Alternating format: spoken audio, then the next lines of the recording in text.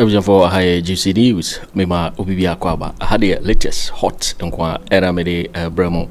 And uti so we subscribe to channel dia bomodi say obe subscribe. Robe an say obe click the subscribe button. Na wabele notification. We understand video for be upload with the first person once ebeka sa video afi we na we like video no. Give us a thumbs up na fi share ma wo foforo so na when you be here na hu ensem dodo na ra ekoso ewo Ghana memo hanu afi yemura ye ensem a abeto yepono so yinti esa report ya ababeto je sankomo yimuma yinti Chief Justice issues na eno anaja ekwa eba adi de ya kwa wobeko eno so kwa wobeko no so a ne ato ayi adwuma de ama Ghana fo ese enye no a MPP fo eye ho press conference bia minority leader Afenyo Markin ena chese o address yeja TV3 fo ko bo ohun muso ko fa microphone si hono mo a wo mo chairman fo ne ba ko kan ya ode eto efom o ma raise issues say Ghana fo nyina fo anu ntum bi san so mo pese mo pam when they were in opposition they were at liberty to raise a number of issues. The recent event at the residence of Reverend Ntim Fojo leaves so much to be desired. Very unfortunate. In any event, they could have used due process of law to, invite him. And then the final point, government must focus on issues of governance, creating jobs, and helping better the lives of the people. We are still aware that a lot more are being dismissed from various state institutions that are even very independent and are limited liability companies and whose budgets do not rely on government budgets. They are very independent, who have recruited people for 18 months, 12 months, and they are just being sacked here and there. The government must take note of it. We are also concerned about an attempt by certain individuals in government to push for the removal of the Chief Justice. The judiciary should not be seen as part of the partisan political system in our country. All we need is to have an impartial judiciary to dispense justice. What is happening is unacceptable, and it's clear that the NDC government wants to infiltrate the judiciary and make it partisan. But my advice to all judges in the country: stand together. Let not somebody create an impression of one of you and think that by dislodging one of you, you will be the next. The next day, you would also be the next. So judges in the country must stand together. The judiciary must stand as one body and make a full statement to condemn this act. The Ghana Bar Association must also stand for the judiciary. Civil society organizations must stand for the judiciary.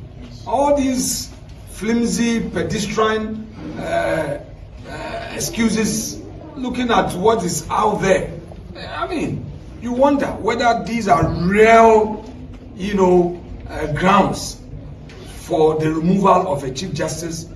And, well, this is NDC for you. Are still pushing for it. So I would plead with President Mahamadu. I see him as a statesman because this is his last and final term. So he's no more part of the mainstream politics. He should be looking at leaving a legacy. The hardliners in NDC should be kept on the fringes. They shouldn't be allowed into the center to disrupt the governance process because they would want to remove everybody, and that will not be good for our democracy. That's all we have to say. Thank you very much. Sorry, Kwajo. But what shall Afenyo Markin ye? Minority leader. That's what videos. This is very much. I said, what should be Oh, sir, Oceanwa, Afenyo. Me who enemy ye. Because who compare a month ago. A month ago in Parliament, now the compare now the compare just few a year or co break year. Obi also be because I the idea na buy. And I want more drobi and or drink be there na hano. And I do open and zanka. Because Chief Justice Kurano one mini say. There be. And I contain and one drink na yensa. Contain and so can hold. Contain and say. And they say na me share energy minister by my busy kakra. Because madam obi am a tip off. If you be a container gum. Ewa cry a containers ya ka asem bia. Yes, yeah. I'm going say transformers ni cables and those things and money be home. What am I say? Emma me am kokofa ba wo ne wa. Nti wa hu die wo. Etu hu die wo. Oh. It's national security room. Okay. Yeah. But obi ano ye djuma ho na ka kire obi. Ansa ne nipa kro no. Se cables ni bi gu. So, om the transformer. Akra he om the transformer be gu mu ni ade anya de ketewa. Makoko he fie ne de super so. Eso akra hanom. It is better say energy minister be to contact na watching. So no hwehwe we dey no mra masinam ko chense yes if you kwa mbetima brem no say Jakpaso terminator ono so no be me yakwa na makokire no mo brem no ma section ho no mo we Afenyo Markin See obi a bibi ehanu bia was sorry within a short time because now we are parliament here hu we fine was sorry fi nipadua so se batakari na hye no so na yes nobody no se batakari dey cover ba wo hwe nanimu a eni ni komu a yeah wo hu ni se we ase bibi ebi onya party nko be change no wo hwe bro nya dodo ebe wom no wo hwe party na hwe timi mapa wa biem leader no be di out to when edo bedu ba bi ye be changes and a party ntimi nko papa wa biem ti no ho adwenjene onje eso forget it because what man say obi mpo timi fi okwa afrafranto wo alanche mate ya wadane young boy ete kwam kwache ti ade na wo ti anu mo na mo disike na musu what man say ala FFF ti ade na mo ano ese mo afonfon nana ensam no de no wo kan ai chief justice issue e de be have me party NPP for se be chief justice any chief justice and mo how na e de ana emra na o mo si yenyusu law na yenyusu no sa time na o mo use the same mra na bi e de yi EC officers na no mo nyina nya mra na bi na mo use ye o mo tie ana za mra no e NPP for dia obi obesom bia go against you do mo ye nipo o mo mpo no unim so o mo no mo bua mpo ma me no o mo ye ma me no ye hi so we better consider my president better consider my men mpanimfo a the NPP for ne ye na hi asefo sorry ye no adu court what man say ade ye hi number 1 the same thing the way IGP Dompreh who's the president Mahamadu Bawumia kakra osim pem ko ma me yo kokko ye transfer ye wadwuma kakra ye ko wo hono man o tese ono a heda hye nkrofo mienu achi e de court frankly kwijo ne man ye yi hwan yeah de wo kofia na yes enti o tese wom kwasieni kwasieni ofre kalisto so wo yin osim me wo washroom no ti pie na be ko bolete man me nyini fio because o mo pese o di nsem form the media grow kalisto so ba ya no be bolete no yin film what man say do o mo ye no o mo mama me no ho ye hi e ka BBC nka mo political party ko ye di na nka ba ko she individual lawyers bi achi ya o mo de o mo nya obi a o mo nya affiliated to any political party na nka hu o mo independent and o mo defend them ran o mo de ye adwuma fe wo be hu president wo be transfer wo mo de the one boy be move independent yen hwe niam mu ye toto niam ye ba some NPP form ye ho press conference mu ye ho dede ye man nta won nyede mu ni mbone ye mu adi mu ni sese ye changes pe na se obi foforo ba prison ni de ye si another room na Afenyo Markin ye minority leader no se BBC parliament na so wo odwane a se chief justice ho odwane kotoa no yes already a see ye last year sa a seat a vacant seat ho asa ye otu America ko ho a America ko ye ni defense a ma me ne be boy ye de man no the body man so simple na cover o kwadu asema wo kana mama madwensi egu Afenyo Markin ni mu ase expose wo ma agenda bibi on be expose wo because wo Afenyo Markin dey course last year before the election uni speaker banta then na tempo yes the America court chief justice etina so say you constitutional crisis and a parliament need the no ye no enti se nen wuyi wanim na se mu na mu spearhead this agenda na because mu wo bibi timpo bi mama me no mu ne agura aguro bi amudi Money ni wani ma mo ye osumase. So because of the yi na be affect mo. Dia mo ye ni be yi no. She ni we process na mo na mu watra ba bi di yi no. Wonu say ono anka ho biom. President Mahamadu say nkrofo so da another petition aba. Yeah no ye di isi fo no.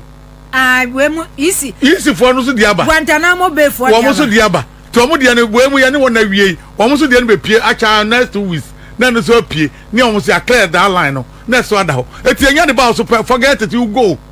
Enti we do be bia de mo ye ne body e provoke ni. Oza no mo ye we no. Afe no. Wo fa social media be bia na da ho say suspend chief justice. Chief justice. What you say? Wo fa be bia because of ade na no mo ye. Mo nyusu mo adwene bibia mo ye bia eni kwa ma political party e ba mu bi. Ensam ko hye obi achi mo obi ye. Mo nmehu kra na obi akwakoye na ye kama president to a obehwe nipa kra bra bi ofiba eni nipa mo ye. Eno kra wo fa lawyer bia memfa nkoko fa kojo ye boa. Pe lawyer bi okra igbedi, pe lawyer bi okra pepedi, pe lawyer bi ani din no e different. Eti oti a president betu atas akrofo be mu fiba eni ba bi o mu kɔ no e se transaction niam mu ye kakra ni lawyers ba mienu miensa na mo aye niam na efefefe na mo amodi ade we yanimi yama ne nto ne kro no am na na bi ne to no ai foi ai national service secretary na na bi won kan ho eti mo plan na se mo nyina cases obi awo no ene container ebi na me ba na wo kana podie no wo mo nyina ka container issue ho eti ma me ne wo dia container issue emfa hwe ma obe make sure say obe panel ebe clear o mama obi awon no ba se yi maame ni fi wodi a na se panel nkrofo fra na no no ye maame ni mpo no o panel o de po ama ni nkrofo so nkrofo 5 yon ba no o mu no matra bench se o nya bi nye o one day mo be na wo say yes afa no mu yusu mra de ya de sa nkrofo no ho o mu an be panel o mu am na gensi mo ama mo ko prison o say te say former AG. Yeah. Godfrey Yebo Adam. Send ya work and say we party for no. As I said, 38% na affect wo madwe. Wo Godfrey Dame crown. Enu kwan kwa say wo no. Una wo lead Vincent Asefua. Asefua ekwa lawyer. AG, Minister of Justice. Godfrey Dame kwa court. Na say ono represent state versus any individual na say any obi accused person bia na. Wo judge kro na.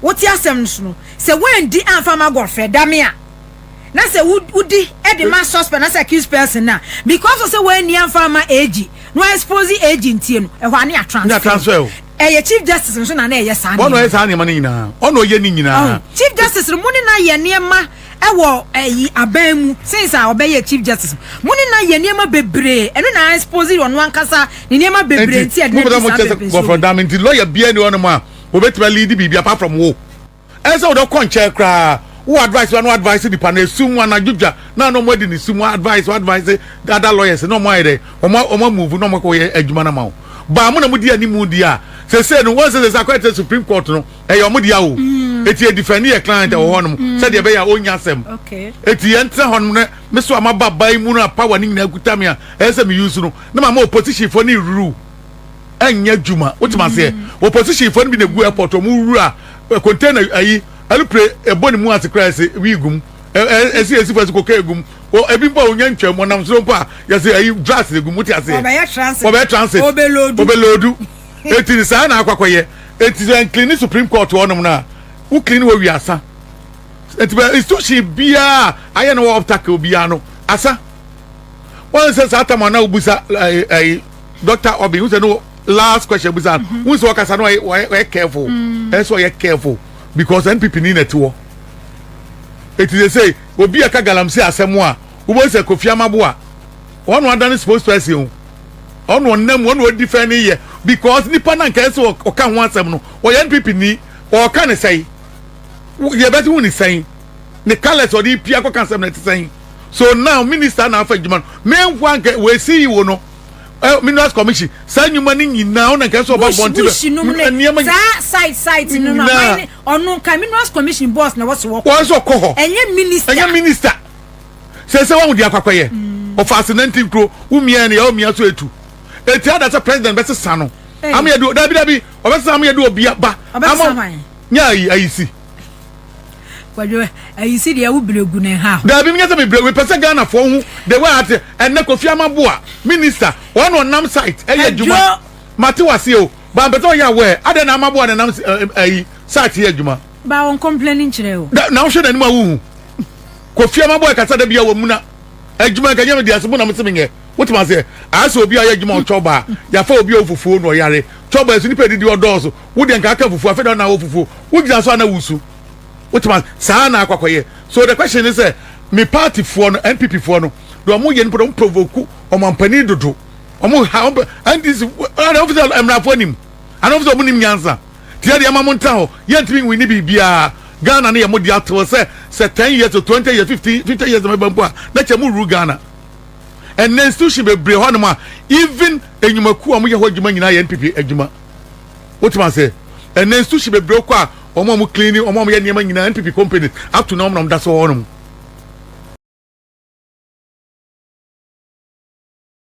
and this for na fan say nya me wa mo nkrofo gufie nipa nya adwuma nye o ba ne de kwadwo ni nyina ya de a omo ye 100 days nim ana 120 oh ba kwadwo se enya se ye you se minister chief executive officer okoya ano na we CEO na ntino omo there so baby to say NAPO yi de Erika Jedu otimi ye but there some state institutions na okona akokodura e wo se wo tenase we ye auditing na wo plan the opese we ye bia untimi mfiti prako pesa wo koya ano watwawem on cleaning airport my example sika wo gina month ni ade no omo inflate ni ma na wote ho e no mo wie sika ge wo buy what the 3-4 month what still now what that so ni nyina beta atua nika entempa ba na wo so nyina nche obi oye adwuma wa airport no say people na man contract na e be ye din say wo betwam ya man be 20-50 years enye sakura wo de man no 1 year 2 years kura e ye MPP managing director ne wo so there's no way that contract no be abrogate. Say ye NDC ni na call ye dia onu be hunu say ye NDC for na ye de abre enti me be managing director no there are some avenues bi ho no mo contract bi ho no mo me award mfama me nkrofo but in as much as say MPP ni that's why ye CEO and managing director ne de those contracts no e better akoso na na some of the institution mu a NPP for the supply some of the company wouldn't say supply mo duane. Oh yeah. The supply more than NPP that's a supply duane. Where the other see was a duane na de ba ne no. A duane nyɛ de enti ma twa minimum ni contract biem. Mo pe ba bi nyina fa. Wait. Let 2 minutes let away. No hold no. I think say ya my homre. Ya me homre man crofo na say ya mema. Be a beju. Am crofo na ya mema. What man say? Wo man mre ni nyina na wo hye ni botom. One way I mean say what dey enyama ho. Boku you know.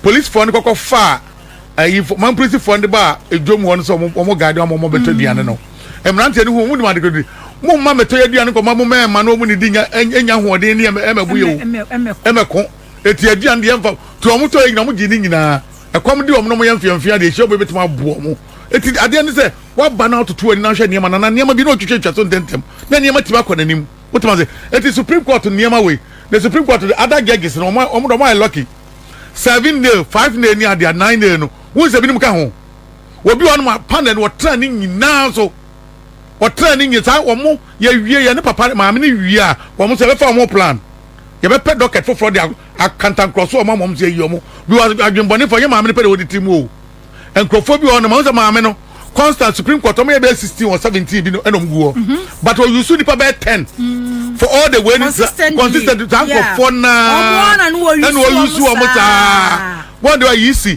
one by no be clear easy for ni na no san crofo no maka go be 10 no e se three petition declare crofo no e hu yin ni pa the petition ba e brofo president kra betu atwere na so obi na de buy and I make another president so Callistus obi abetu atwere se crofo de aba en crofo no yin yisi de na hu crofo ni da e so de yin ni pa fi ho o man na African ye no uni panu hia na se nam na so bu a no abu ni nam kama MPP for say enunti ne se ye resetting no ne resetting ko de kan po na bua yen say MPP for say ya say eyeye na ya ka be kasa wo ye resetting enti di obi omo ye na enye no e me repeat na nka say wo ye resetting nana afo ne ye na say afo niam bi nya de na what asem dadan ye twa ma no be say fertilizer what you say the good farm na fertilizer ne adua papa wo so eti omo aye niam anya nyina no ese no mo wie omo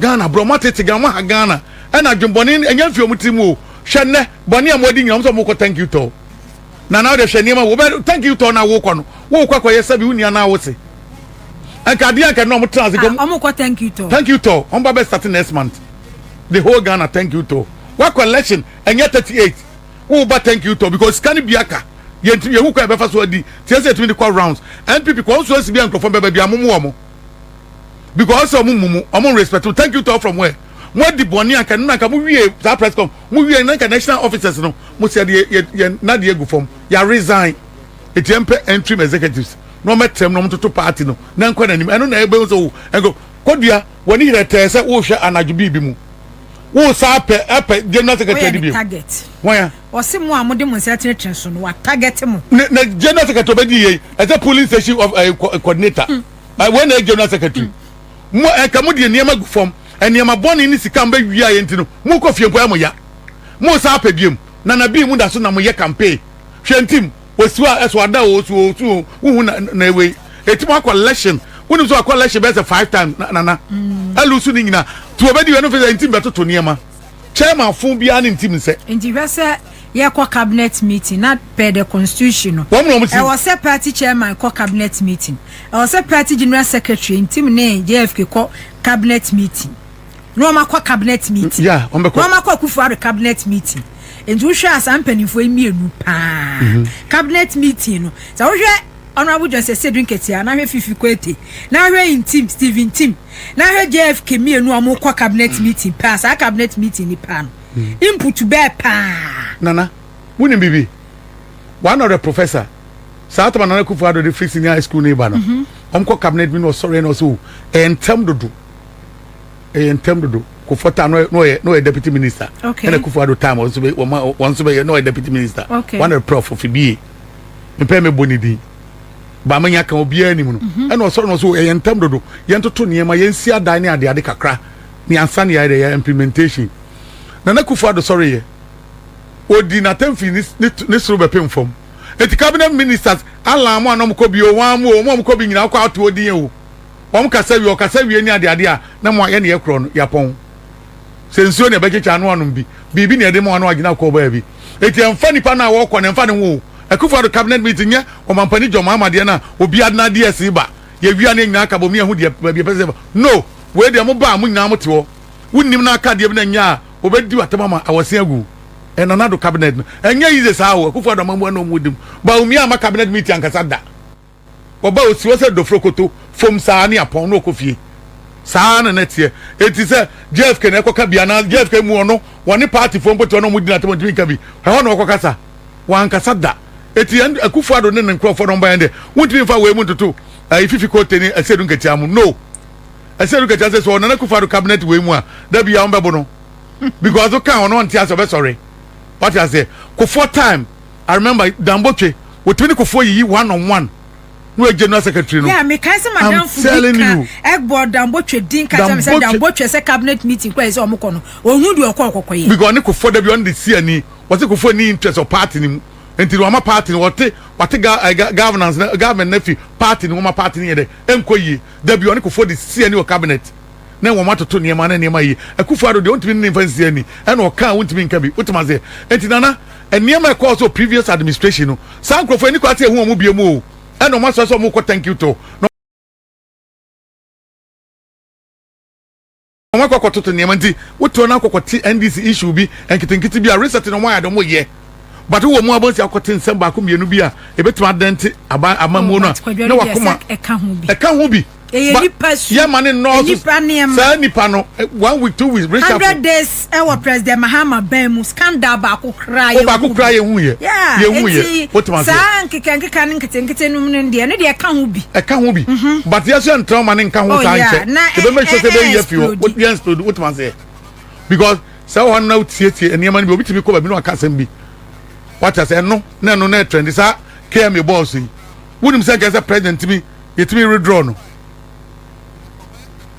because yamfa niema ntonche aba Asante region for to enya baketo awu enya grow no mu de on to aba che region bi ama NDC region be na be compare no wakoko fa yi sasabon samse kwasi agema tete kwasi agema jeje tam wotimi nam so container we me hwa akala no nyamfe mumfa buduoza emu ano no ma se no sa na fe yakofa nipa fo won so ma me boss o no and na wo ka young guy no doctor no hwe do a wototo niema wodu ba mi no mo kasa hwe ahobra sa odi tie nipa wo de obasa wo be bo ma me no papa mo ni wo asem no kan no afa de wo say wo twansa no o ye nipa bi onye leader and one the guy ne wo friends zuba no zuba na me say one of the doctor wa Asante region me boni wo say sa nipa wo enye obi ase ne ba Asante region bi Asante region nipa dwiri mu do and no mutiniema biase no mutiniema biase ti wo kasa no anhwe yi a be bomba gina kwesi no ya kasa de thank you enti no obuanfo obi na agiri mu do bu nipa ama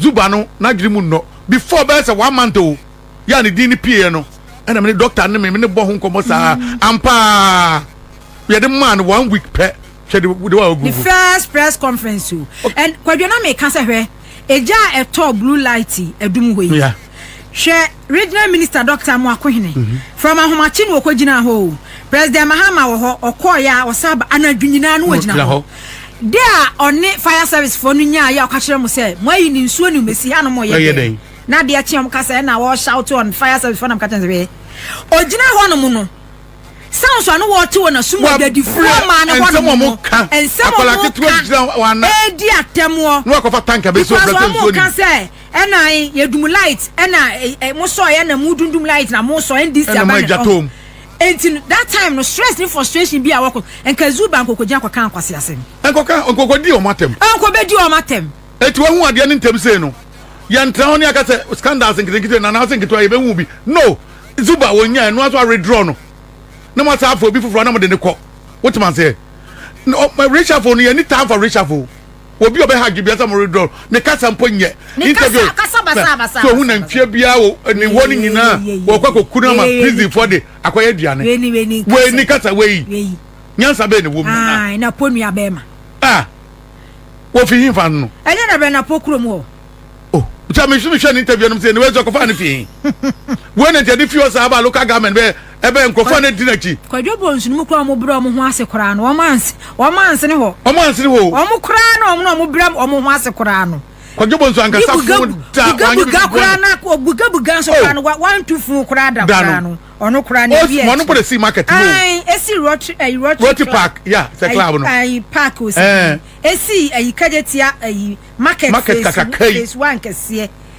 ono kura wanse ono makofa de we yaba edi ankwa no ye party nim bi ono na mete se onche kwadwo onche ne de anya we wo ya ta na eche kene ya gani ko ade eche oh de unim e ma vote ba o wo mu se aba enim nyansa de bitie hwe no onse no obi kura ka se Simon ose mensa kura ya enya adi regional minister 8 years upon fuan wo tuni de no wo ya otimi gina e friend say esoro no wo to man pipi for man ne ne ma no enyina no na nado de wono mo na wudi nkwase ase no mo kwa na no wo promote but president Mahama na ye nyina ye nimu no wo be ye baako the next one you go we wa emienu na ntwe ni we wa kam yenu abom mon redraw no nko fie nya fa ni abaji jakwa we so apacho e cha one what ka kre kura afa no kura nso nipa nim nyanza no nim nyanza wo chenapo na ni nyanza wo fom wo kan ni opacha wo ewie mo po the next platform wo be sa koto bom wo betima any assembly for na tan ho apacho nipa fufuro ni ho wo NDC no pa na wo mu Asante region apacho na position na dem no so eso Unim say social regional minister. Ke me boss nyasam ketu. Nyasam ketu social regional minister mu ode. En na be me ka no niam ewuom no. Regional minister dey na ba wonsam. Won niam dodo ni nyina fa ne nsam. Ade de na so tese no so nya niam yi a. Na mo ma changes ni yakoya nim.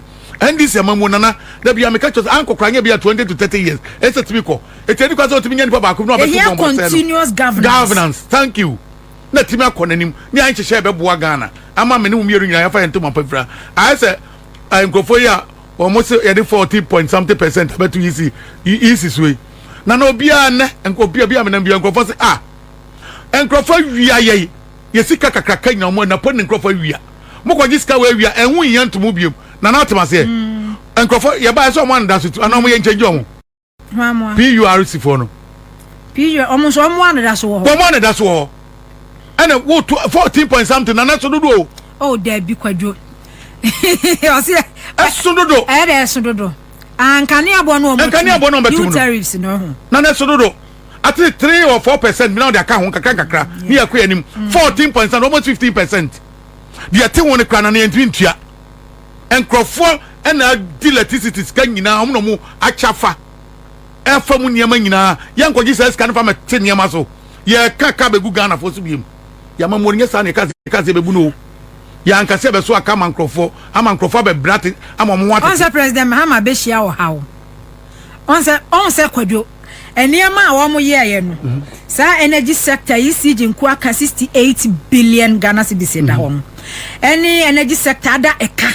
Ye dead da ho no mo no. Wo sa akoye hawa beto President Mahamadu. Akoye hawa kese beto no. Because President Mahamadu abreso PULC for the abase yetu enkania boom 14% ya on say o ka say enka osanke bi a 3% 4% 5% best can we na no so nche because of that ntinu wo be ko fa card atomumu ni so otinima ya won hye da ni adwuma bia ya won osori a wo sere ni wadi ni wo yes anya legal connection ni pan be ade obeye won so e ko obefa so a on na wo chiwu mu na obeye so adon de yentimi ntraze wo be PULC for no changes ba ko mienu aye and this for no makoche no agre Ghana for and before no one day make sure say sabotage no be so percentage no dey 40 point something any ade anana no odin hey e to be nana me ba betra fie Kojo Yeboa me fridge ne ese na wo me fie o TV ne ese air condition ese na wo bosume so abeto me tua be 3000 nana me makatu ese adwuma me yensa ne de ma me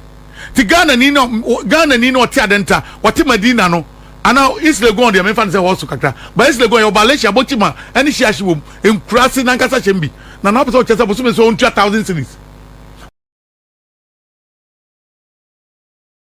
wa singing room asama na kwankwa acho man even 500 Ghana cedis a month kwankwa acho ntibintua me kura no omo de media free 250 ko 800 no da bia wo kwan mintua ni nyina kura da what you say na me ko fa 800 bosomi ayi e wo he from 250 to 800 say 40% ka ho and on the for say me 4000 no 1000 what are they who dey show o producer for technician form tie woman 600 one we against obi abo bi chedewe eti ese o mampani say ade ni bi won mamu baaye no mabe yi taxes ni bi afio correct mo baaye eno so nche say esuma kogu ba bi ama nkrofo nyina ECG system no ma adjust system no because kwame PULC for ni Ghana for ni ye PULC for any Ghana for any ye this week in my kind story bia ECG manager ba ko e ka say new meters no enye say omo dey start omo dey bo Ghana for kro no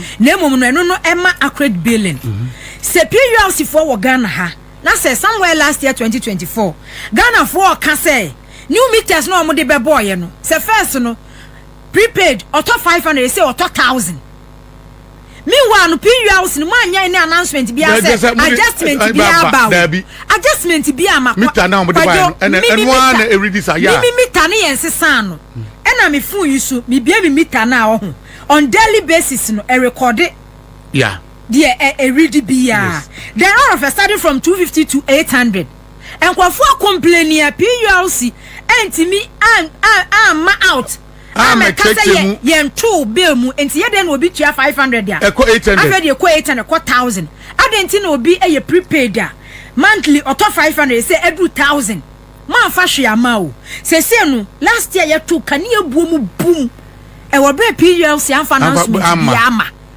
but omo nyansa sembia so anka nkire Ghana fo say be explanation we ni based on this 1 or 2 3 2 3 tina address and pension so ade china wo ka kire say officially no mutum 14% ya na o pese o kire Ghana ni say wo be kotobeku ma wo pese okun me say me bo me ma me bi o te paraku estate din o se nana ama ni nu efra bro kire bai o se fia no me condition ba ko pe o fa ba na ye so o fa ni ha ye nso o se sese mi wu ba na PULC for no momon fa bibia ma say ya ton kane abu enkofo complaining mo anka ho hwe na no do 14% ni saba be P 800 no so na say metua 1000 na uni bibi first no ECG no mo krameters o mo no mo kraba eti ukọ no apply so permitter wo wie bibia o mo na be supply o mo de be ba no ma be fix am eti contractor kro na adwuma na e di ama wo no say bi akona na ma fie coffee meter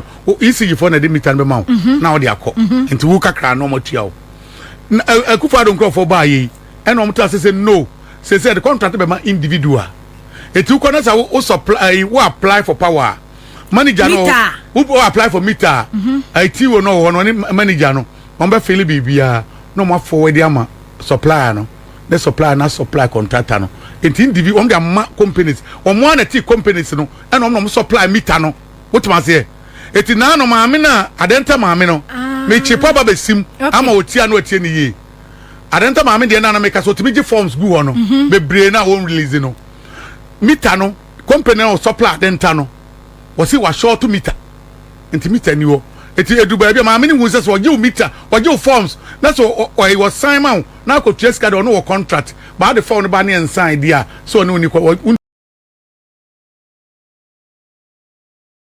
into no contract and to the good one man say e wo man say meter bar no asensa no push ko what man say adenta manager no to be of last week Thursday me ko hon ne ko trance and wo check me niam ko say ni that's the reason it is say o supply meter no ebi obi one man no supply bia yam fan say ai Medina uni mami mrem ya reporter e wo suhu yeah last week Friday ye bo videos bi wa ha omo koko hu say efie bim meters ne transformers bi ni cables bi egu baabi eno omo ma police hint na police call ho ti after that omo meeting ECG manager wo hon mo yo ba o say patience oduma say bibi ni din mi ref bibi sa ma me ne say omo ne sa private company no e wo contract entino na pobet me akra niam de aba transformer aba or the bar no asesa ni nyina de akokoma contractor no se wutie me because a contractor no ono na ye pa bibia wadenta one ye dey o supply one ye ne o contract ye so e bia transformer mienu mi ensa hye wanom etienya transformer no de aba ni atua ne ka wotema se eti bibia niam bia betima aba system no bia no on betimi sa ache de ama individuals no abonten no mo aton ama ECG what man say eti nipa no e manager na wote wo no bed na da ne so no ano odion but won ka bed ne wo sa ti bi kwa denta ono forms ni on the claim say Mr. Boy asema wo kana na no odi no what man say madam ka na no odi na wo ka no enya me fault me ba ye no mita enya dey any ho forms ba na nkrofo dey ba kakra me san ye no me nya me tempo supply ne so ni meters ya wo dey supply mo eti no hang one ma me nkrofo no me ho aba containers no so no e ba no na meter wom ti sa meter na ba won betimi de akokoma contractors no ye de ba ni abawia na de akọ de make say what you say meters ne ba so ho ECG for import meters ne ba no mama na si ho na che say di moreja ide action na contractor na wo mo ankrofo akwakoto ni cheap na from the supply na che say ECG for no e de supply yeah contractor ne supply because na mentia say ECG nkwa na Ghana wo to me say meters die ehu bibia ha e hye wo mo ensa ba ye say ne de akwakodi di private wo omkwa na ye ho adwuma I say ECG enya say private companies and say private individuals wo mo na import ba wo dabi Just ebedu tema haba ho no mo no a. Ne de yama ye de beat awe no. Na wo mo companies no ma bie bie no. Mo beto the cheap. Am say na pogina ho no mo ka say ene woda no so na osuma Ghana. Because esuma dru Ghana. Lady ni hu mi no. Ohun mi pe no osu. Because asama me kato ne so no. Ewom so anim. Won say me ka say omo so mo pe car dia call round sa. Omo nya car. Ma me ne pe so be release car. Also drivers 3. Ba ko leave or ko pension.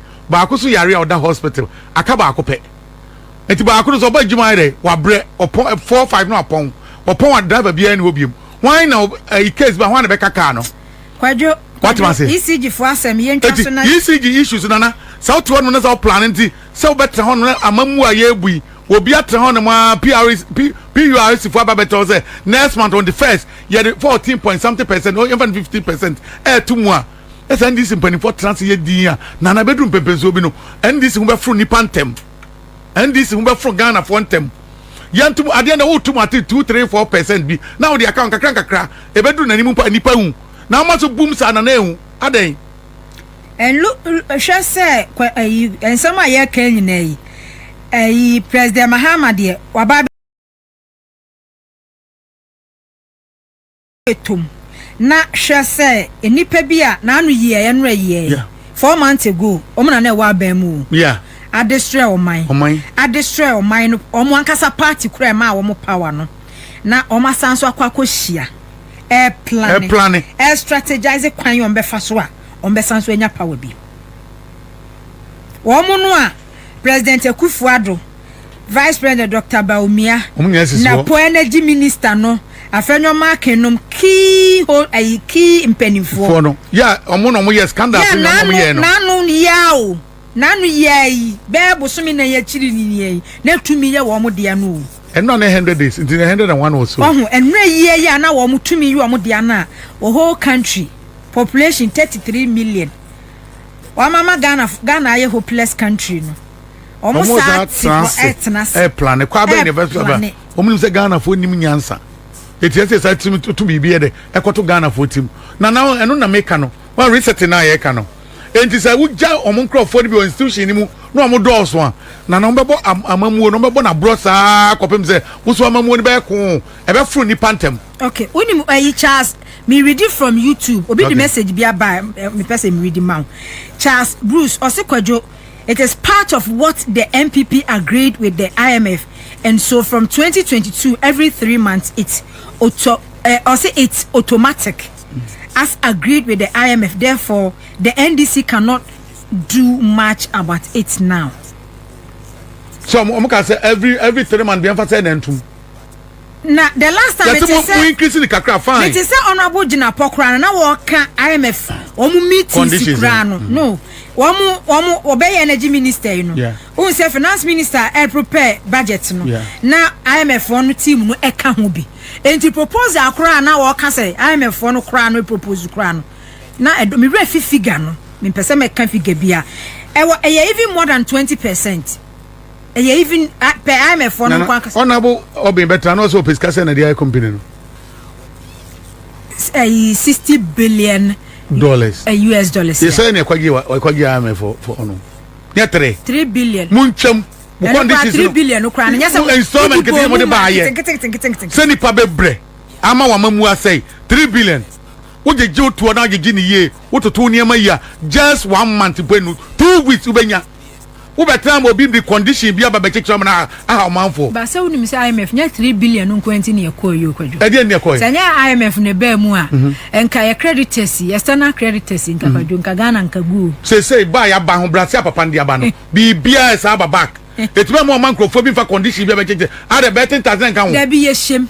Yi levi na nka ho. Okay. Yi levi na ka ho. Betin tazen ka ho. Wo introduce yi levi. Wo na introduce ka ho. Still na wo ba ye no, wo nyansa mu no wa dwiri mu no. What me ye fio. Na ade na wo no mo say ye kwa 15 out no 15 so ye kwa 55. Me dwiri me Ghana for me dwiri me man for me man kwa ne sa. Na electricity tua ye den papa. So be bosumi be so wo be tua ne ma nyina we bosumi so wo to tonic wo di agro 2-3 days 4 days na sa.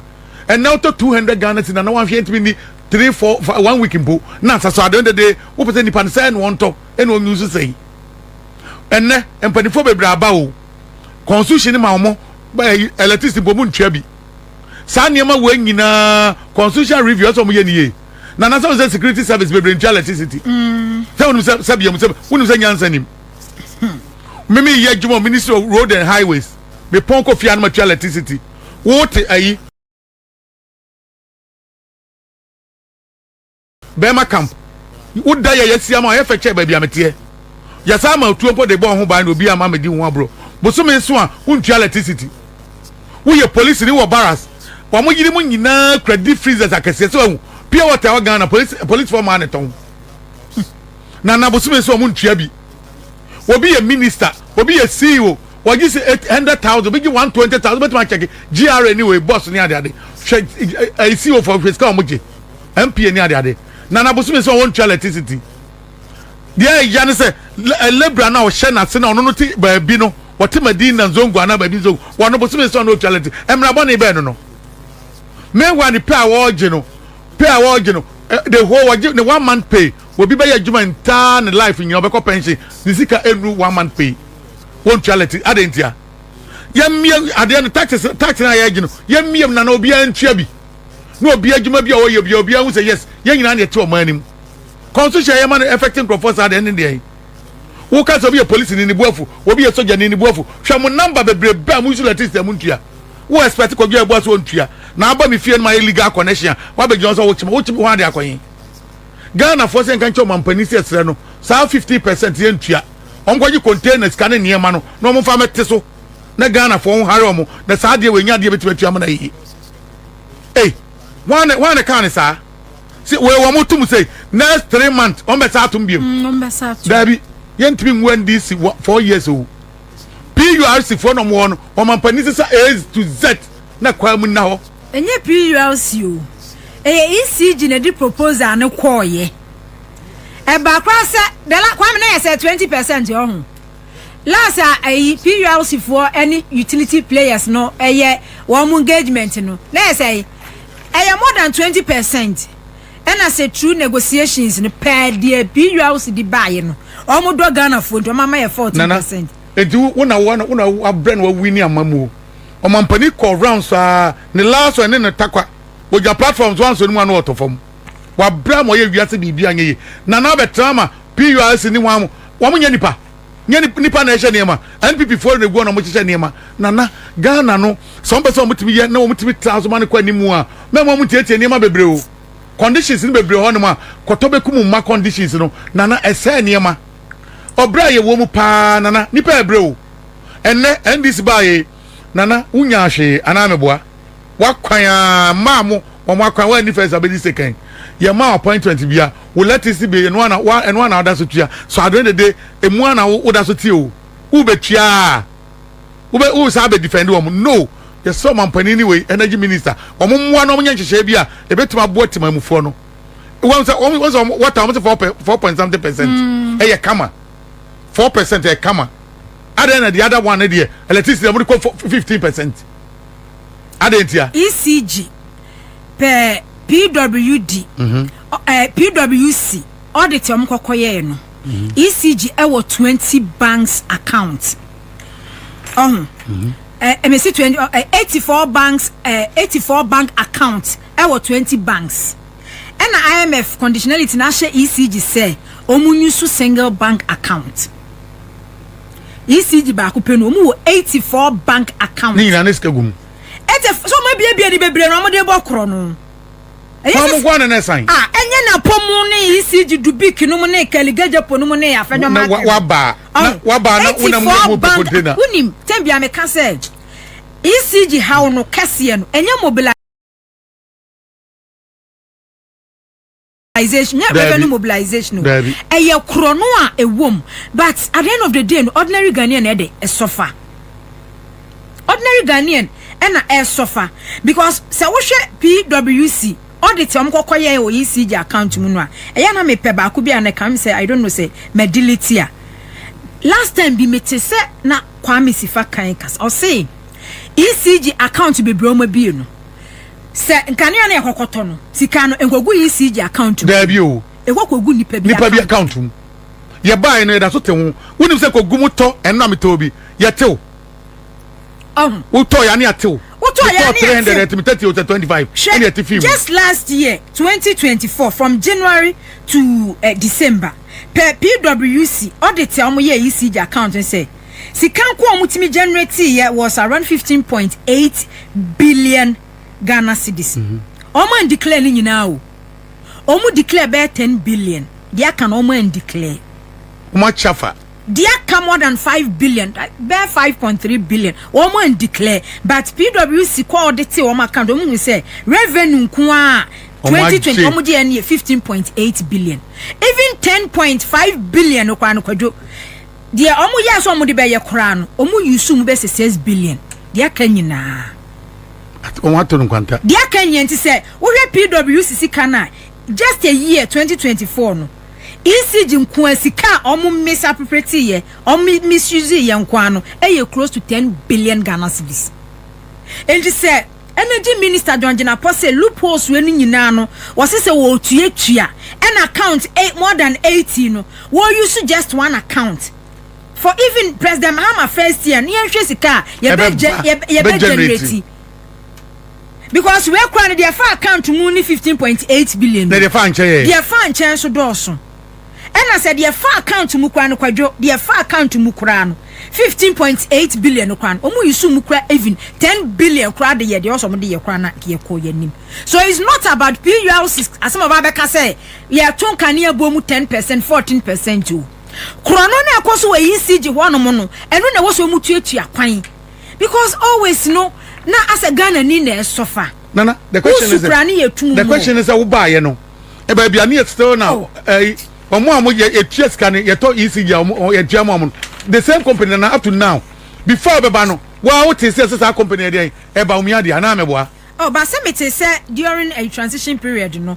Fellas Kwaku for ka say even grand payment bi na was omo ye de ma half term no money ade din na no mo suspend dey. You see ye talk ehfa na eko. Well, I mean, say that software and say ECG for that so use and so mu use. Say when you na near ma say energy minister be brief Ghana for. But ECG no issue no is not about say PULC for babe to just say ye ton kania boom because more na mo ton kania boom more na nkrofo ye illegal connections more na nkrofo illegal connection yo for we ne somewhere ababeto ye pono so make out say so we subscribe to channel here but more than say obe subscribe now wa like video no give us a thumbs up na fe share ma wo foforo so na when you be here na wo somewhere koso e wo Ghana memo also betimi atchere wadwen afa ye ensem we nyina ho e wo comment box ni mu mo beti menka bim in my next video. Thanks for watching. Like and share the video. You can also drop your comment. Please don't forget to subscribe. Click on the bell to turn on the notification.